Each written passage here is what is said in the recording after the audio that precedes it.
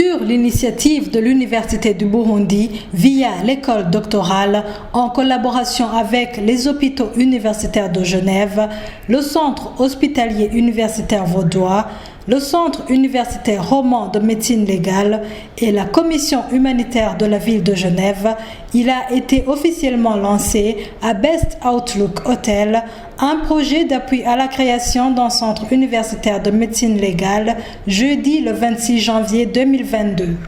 Dans son discours d'accueil, le recteur de l'Université du Burundi est revenu sur l'importance de la médecine légale dans la recherche universitaire.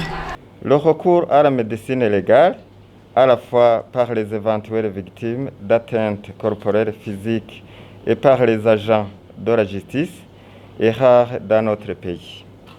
Il manque des experts nationaux dans ce domaine de médecine légale. Les cas de sévices corporels et de morts suspectes adressés aux autorités judiciaires nécessitent pour la plupart des cas des expertises médicales pour pouvoir bien trancher. Pourtant, du fait que la médecine légale traite d'union entre le droit et les sciences médicales et l'étude de tout ce qui se rapporte au corps humain par rapport au droit, que ce droit soit non écrit, c'est-à-dire le droit naturel, ou qu'il soit positif ou écrit, droit public ou droit privé, le médecin légiste donne un avis motivé sur l'état physiologique et fonctionnel d'un être humain sous l'angle de ses conséquences administratives, judiciaires et sociales. Son expertise intéresse aussi les organismes d'assurance et de sécurité sociale. Nous comprenons alors que cet atelier est d'une importance capitale pour notre pays car le Burundi, comme d'autres pays du monde, ayant besoin de personnes capables de se servir des données des autres disciplines biologiques pour résoudre des conflits ou problèmes juridiques et en retour capables d'appliquer des données de la loi aux problèmes de la vie. Les docteurs Ghislain et Nathalie nous ont décrit le Centre universitaire roman de médecine légale, défini les notions de médecine légale et sciences forensiques et les différents partenaires.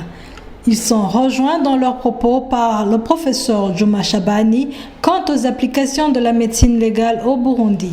Que j'ai l'infime honneur de vous souhaiter la bienvenue ainsi que ma collègue Nathalie dans ce beau cadre du Best Outlook Hotel de Burundi qui nous accueille toute une journée pour réfléchir ensemble sur un sujet à la fois intéressant et complexe qu'est la médecine légale, entendue comme une branche à double facette.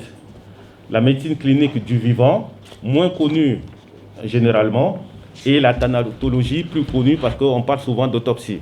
Aujourd'hui, tout le monde sait, le Burundi est une nation plus apaisée et en pleine reconstruction, comme beaucoup de pays africains d'ailleurs. C'est vrai que les crises que nous vivons en Afrique et le système africain fait que parfois nous avons un certain mal, du mal plutôt, dans nos systèmes judiciaires et sanitaires de manière générale qui doivent être approfondis et qui doivent également être reformés. C'est ainsi que conscient du rôle de la médecine légale dans la résolution de conflits divers et pour surtout la santé des Burundais en particulier, l'école doctorale de l'Université du Burundi et le Centre universitaire roman de médecine légale de l'Université de Genève ont décidé de promouvoir la formation d'experts burundais en vue de la création en termes d'un institut de médecine légale qui devrait former les médecins légistes et procéder à des expertises au niveau national. Le centre de médecine légale, il est constitué de 12 unités en Suisse. Une de ces unités s'appelle l'unité de médecine des violences. Mais il y en a 11 autres. Voilà. Et là, ce qui a été discuté, d'un centre de médecine légale, c'est une chose. Après, il peut y avoir un centre ou une unité de médecine des violences, ce qui est, je dirais, une sous-unité en fait, d'une partie du centre. Non, la médecine légale, c'est une branche de médecine, mais qui travaille très étroitement avec la police, avec la justice, surtout dans le domaine des violences.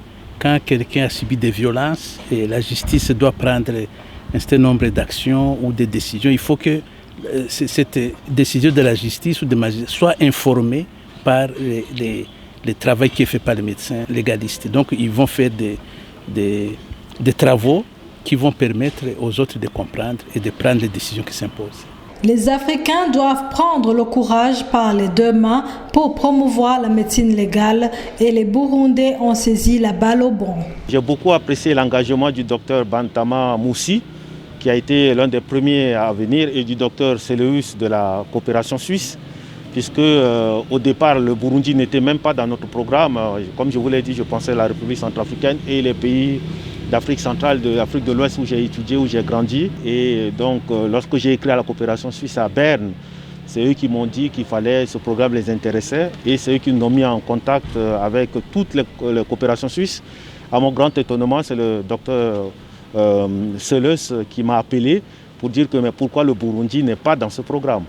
Et je lui ai dit, si y a un financement, on est partant. Et c'est comme ça que jusqu'à ce jour, c'est le Burundi qui a le plus envoyé de personnes prises en charge, puisqu'on en a eu 4. Et donc, quand ils sont rentrés, ils ont dit qu'il fallait qu'on fasse quelque chose. Et donc, c'est pour ça qu'on a monté depuis plus d'1 an, on a travaillé sur un projet. Et grâce à la ville de Genève et à la commission humanitaire de l'hôpital de Lausanne, on a pu avoir le financement pour faire tout ça. Donc, c'est vraiment la détermination des Burundais en tant que tel qui nous a menés ici. Toute une gamme d'opportunités sera développée dans le sens de la formation, spécialisation pour impulser le centre de recherche en médecine légale. Vous avez par exemple la question des violences. C'est une question qui n'est pas propre au Burundi. C'est dans le monde entier. Vous avez des réfugiés de Syrie, vous avez des journalistes qui sont tués. Donc c'est un problème mondial. Les objectifs de développement durable aussi ont intégré un objectif sur comment prendre en charge ces violences-là. Alors ailleurs ça s'est fait, mais ici ce n'était pas encore structuré, notamment au niveau de la formation, au niveau des spécialistes. Quelqu'un qui a fait la médecine générale, pour pouvoir exercer ça, il faut une autre formation. Cette formation n'existait pas ici. C'est ça que nous allons mettre en place, des formations spécialisées pour ce genre de médecine, pour qu'ils puissent apporter une expertise nécessaire pour régler les problèmes. Tout un processus est à mettre en place et une feuille de route seront définies par tous les partenaires impliqués dans la création d'une unité de médecine des violences au Burundi. On commence le lancement. Il y a tout un programme qui va être mis en place. Il y a d'abord l'identification des types de formations qu'il faut mettre en place à tous les niveaux. Et je crois que on considère comme si ça a commencé, parce qu'au niveau de la formation, au niveau spécialisé, nous allons tout de suite mettre en place un programme conjoint avec l'Université de Genève, mais aussi avec d'autres universités africaines, Dakar, Nairobi, et nous allons tout de suite mettre en place un programme qui va être lancé dès que possible. Alors écoutez, la première étape aujourd'hui, nous avons des professionnels sont déjà venus en Suisse pour suivre une formation sur le droit à la médecine légale et les sciences forensiques, et ce qui leur a permis de découvrir déjà ce que l'on faisait. Aujourd'hui, il s'agit d'un plus large public, de présenter ce centre de médecine légale, de montrer ce qu'est la médecine légale, comment la médecine légale peut jouer un rôle dans l'administration de la justice. Et donc nous avons présenté le centre, la directrice l'a fait par visioconférence. Personnellement, j'ai présenté l'unité de médecine des violences. Et l'idée, c'était aujourd'hui de définir avec les professionnels, d'avoir une meilleure idée de quels seraient leurs besoins en matière de médecine légale, comment on pourrait imaginer répondre à ces besoins, notamment par un centre, alors que ça s'appelle centre ou unité, ça c'est, je dirais, c'est presque un détail, et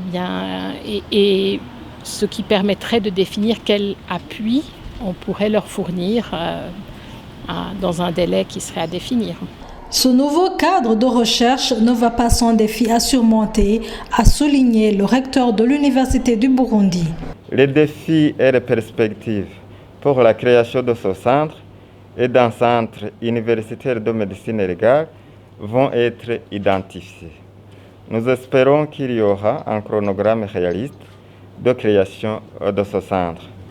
Au cours de l'analyse des défis, il serait souhaitable de ne pas ignorer le défi en rapport avec les ressources humaines et matérielles.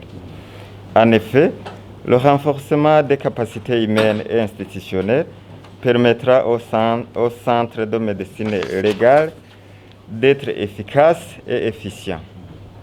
Les textes réglementaires encadrant certains gestes, notamment l'autorisation de la manipulation d'un cadavre pour autopsie, par exemple, doivent faire l'objet de réflexions à mener et nous nous limitons sur ces éléments pour ne pas trop nous aventurer dans ce domaine médico-légal.